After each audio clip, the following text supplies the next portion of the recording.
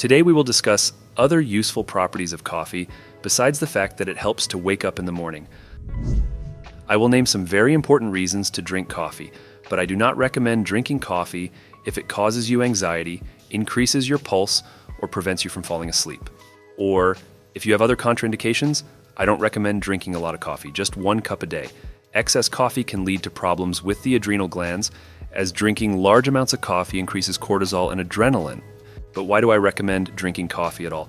The fact is that there are different substances in coffee. One of them is called caffeine. The beneficial properties of coffee are due to both caffeine and other substances. And for your information, caffeine is a phytonutrient because it has a plant source. In fact, caffeine is an insecticide, and it's in 30 plants. How can an insecticide be useful for us? Well, sometimes a little poison or a little stress can benefit the body. What is coffee? It's just fermented coffee beans. This means that the grains are affected by a microbe that improves their properties. I will talk about other useful properties besides the well-known property. Caffeine blocks a certain compound called adenosine, and thus keeps us awake. Adenosine helps us fall asleep, feel tired, and caffeine blocks this substance and thus invigorates us. Let's take a look at the other health benefits of coffee. It gives us mental clarity. It helps us focus.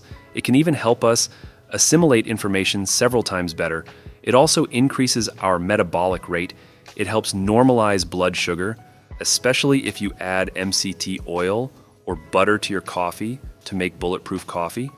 There is evidence that coffee can reduce the risk of developing dementia, as well as reduce certain symptoms associated with Parkinson's disease and even Alzheimer's. Coffee has properties that reduce the risk of gallstones because coffee increases the production of bile, as well as the outflow of bile. Coffee helps to avoid the formation of kidney stones. There is evidence that coffee has anti-cancer properties, which is quite curious. And no, I don't think coffee alone will cure cancer. Coffee has anti-inflammatory properties, as well as hepatoprotective properties. So it basically protects the liver.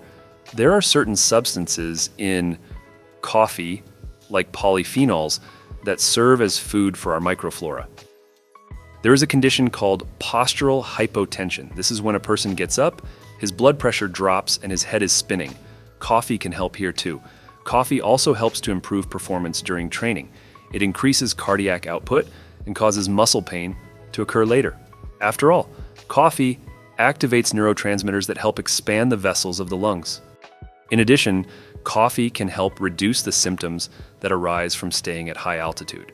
Some people have problems with this and coffee can help them. I think it's mostly about activating the sympathetic nervous system, and this is essentially the ability to adapt to stress. Coffee can increase mitochondrial biogenesis. What does it mean? In fact, it increases the number of mitochondria in the body. Coffee can also increase the amount of gastric juice, which improves digestion. Friends, if this video was useful to you, then like it and share it with your friends.